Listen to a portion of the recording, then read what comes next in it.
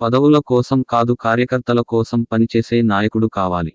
రౌతులపూడి మండల వైఎస్ఆర్సీపీ పార్టీ అధ్యక్షులు జిగిరెడ్డి శ్రీను. కాకినాడ జిల్లా ప్రత్తిపాడు నియోజకవర్గం రౌతులపూడి మండలం రౌతులపూడి గ్రామంలో రౌతులపూడి మండల వైఎస్ఆర్సీపీ నాయకులు స్థానిక పార్టీ కార్యాలయంలో మీడియా సమావేశాన్ని నిర్వహించారు.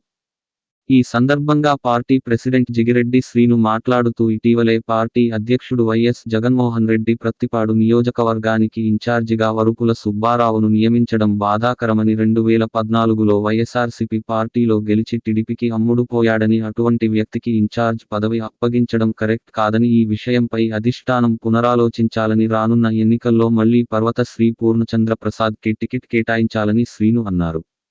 పార్టీకి పని చేయని వ్యక్తులకు టికెట్ కేటాయించి కార్యకర్తలను ఇబ్బంది పెట్టొద్దని శ్రీను అన్నారు. ఈ కార్యక్రమంలో ప్రత్తిపాడు ఏఎంసీ చైర్మన్ జిగిరెడ్డి రమణమ్మ, రౌతులపూడి మండల ఉపాధ్యక్షులు సూరెడ్డి రాజా తిరుమలరాయలు, శృంగవరం ఎంపీటీసీ గాది రాజబాబు, బిబిపట్నం సర్పంచ్ వడళ్ల సత్యనారాయణ, ఏఎంసీ డైరెక్టర్ గుండబోలు దివానం మరియు అన్ని గ్రామాల సర్పంచులు మరియు ఎంపీటీసీలు పాల్గొన్నారు. పార్టీ మారడని ఎలా నమ్మాలి?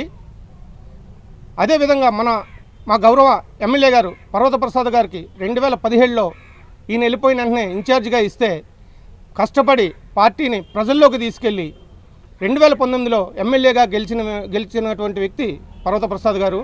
గెలిచిన దగ్గర నుంచి అహర్నిశలు నిద్రపోకుండా ప్రభుత్వం ఇచ్చిన ప్రతి కార్యక్రమాన్ని ప్రజల్లోకి తీసుకెళ్ళి గడప గడపకు అన్ని కార్యక్రమాలు రాష్ట్రంలోనే ఏ నాయకుడు చేయలేని విధంగా ముందుగా చేసినటువంటి వ్యక్తి శ్రీ పర్వత పూర్ణచంద్ర ప్రసాద్ గారు. అటువంటి వ్యక్తికి ఈ రోజుని టికెట్ ఇవ్వకుండా ఎవరో పార్టీ మారిపోయిన వ్యక్తికి టికెట్ ఇస్తే ఇక్కడున్న వైఎస్ఆర్సీపీ కార్యకర్తలు అందరమేని దాన్ని జగన్మోహన్ రెడ్డి గారు పునరాలోచించుకొని మరలా కష్టపడిన వ్యక్తి, ప్రజల్లోకి పార్టీని తీసుకెళ్లినటువంటి వ్యక్తి శ్రీ పర్వత పూర్ణచంద్ర ప్రసాద్ గారికి టికెట్ మళ్ళీ కేటాయించాలని మేమందరం ఈ సభాముఖంగా గౌరవ ముఖ్యమంత్రి గారిని కోరుతున్నాం.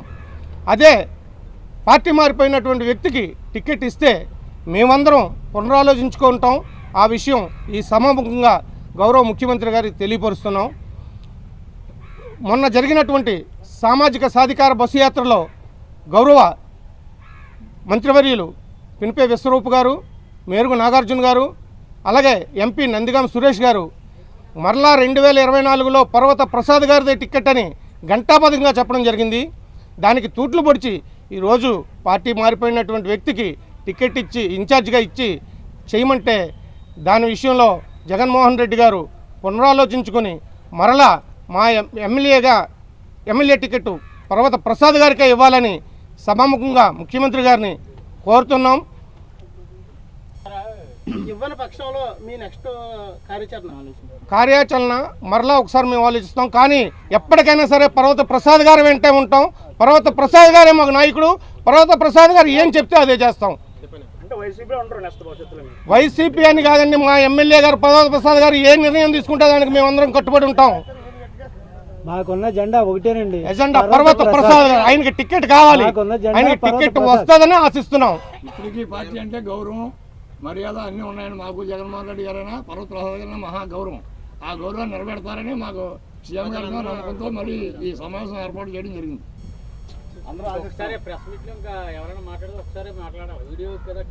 సాఫ్ట్వేర్లో ఉన్నారు ఎమ్మెల్యే గడపడపోవాలి కొద్దిగా పండగ ఆడవాడి గురించి పండగ కాబట్టి ఈ 4 రోజులు ప్రజాదీవెనకి రెస్ట్ ఇవ్వడం జరిగింది. మరలా కొనసాగిస్తారు ప్రజాదీవెన. అది ఎప్పుడనేది మా ఎమ్మెల్యే గారు చెప్తారు, దాన్ని బట్టి వస్తుంది. అంటే మీరు ప్రజాదీవెన దూరంగా ఉన్నారు అంటే పార్టీ మారుతున్నారని కొంతమంది అనుచర వర్గాల్లో కొంతమంది చెప్తున్నారు. అవన్నీ ఊహాగానాలే తప్పించి ఇంకా ఎటువంటి నిర్ణయం లేదండి.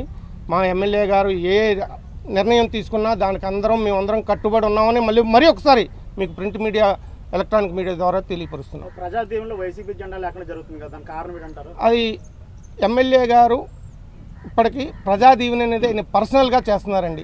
ఆయన ప్రజల్లో నాకున్నటువంటి ఏంటి ఈ నాకున్న క్యాడరు, ఆయన మీద ఉన్న అభిమానం, అది ప్రజలు దీవిస్తారని ఆయన పార్టీ పరంగా కాకుండా ఓన్గా ఈరోజు ఇన్ఛార్జిని వేశారండి. ఇన్ఛార్జిని వేసిన తర్వాత ఈయన ఓన్గా చూపించుకోవాలి కదా.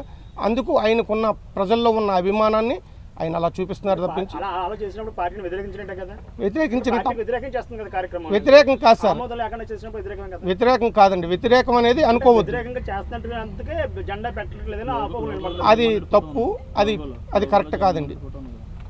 సార్ ప్రజా దీవెన కార్యక్రమాన్ని అధిష్టానం నిలిపివేయమన్నది అనేసి బయట నుంచి పుకార్లు వస్తున్నాయి. దీని మీద మీరు ఏ విధంగా ఖండిస్తారు? అది పుకార్లే తప్పించి అది వాస్తవం కాదు.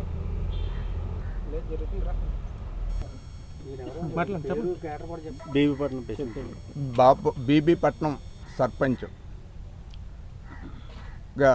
పనిచేస్తున్నాను. ఈరోజు ఈ కార్యక్రమానికి చేసినటువంటి పెద్దలకు, ప్రెసిడెంట్లకు, ఎంపీటీసీలకు, మా అధిష్టానం ఉన్నటువంటి నాయకులకు అందరికీ నా హృదయపూర్వక కృతజ్ఞతలు. ఇదేది ఏంటంటే పర్వత ప్రసాద్ గారు ఎమ్మెల్యేగా కొనసాగుతున్నారు. ఆయన మళ్ళీ టికెట్ ఇవ్వాలని చెప్పేసి మేమందరం కోరుతున్నాం. ఇంకా వస్తుందని ఆశిస్తున్నాం. తర్వాత అది ఏం జరిగినప్పటికీ అధిష్టానం యొక్క నిర్ణయం. అధిష్టానం నిర్ణయం ప్రకారంగా వాళ్ళు ఏం చెప్పినా మనం వినాలా. కానీ కొన్ని కారణాల వల్ల వినలేని పరిస్థితి వస్తే పర్వత ప్రసాద్ గారు అడుగు